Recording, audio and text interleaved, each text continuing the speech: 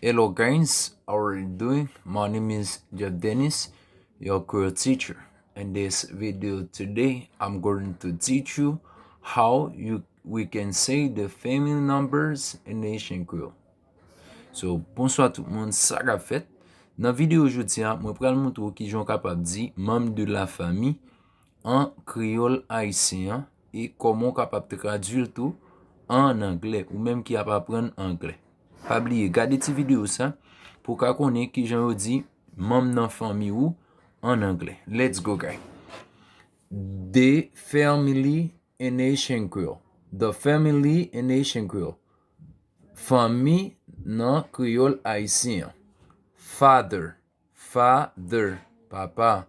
Father, papa. Mother, maman. Mother, maman. Brother, brother, brother, frère. Sister, c'est. Sister, c'est. Girl cousin, girl cousin.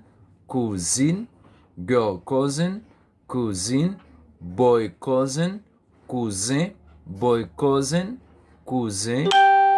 Great father, grandpapa. Great mother, grand.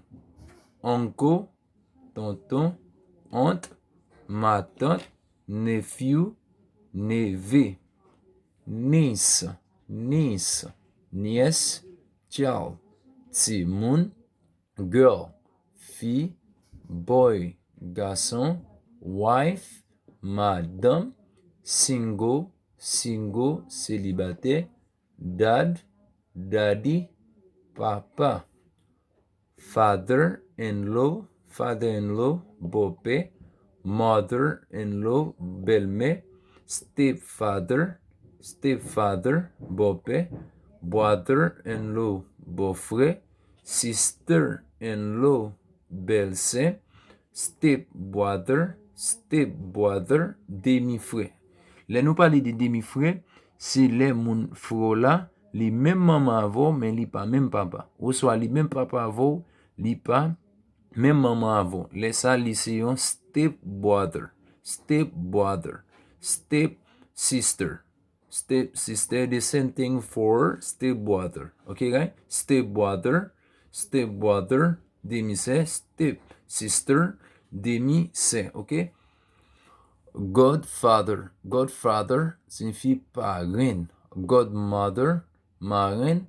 Godchild, filleule. Son, petit garçon. Daughter, petite fille. Widower, veuve. Laissez parler de veuve pour garçon, veuve pour fille. Okay, guys? I think guys you enjoyed the course. If you would like to see more videos, don't forget to subscribe and share and comment guys. This video was about the family numbers in Haitian Creole. I think guys you enjoyed this course.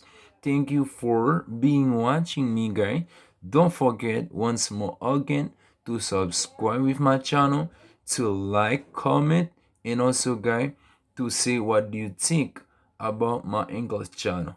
Thank God for watching me once more again. Thanks a lot. See you.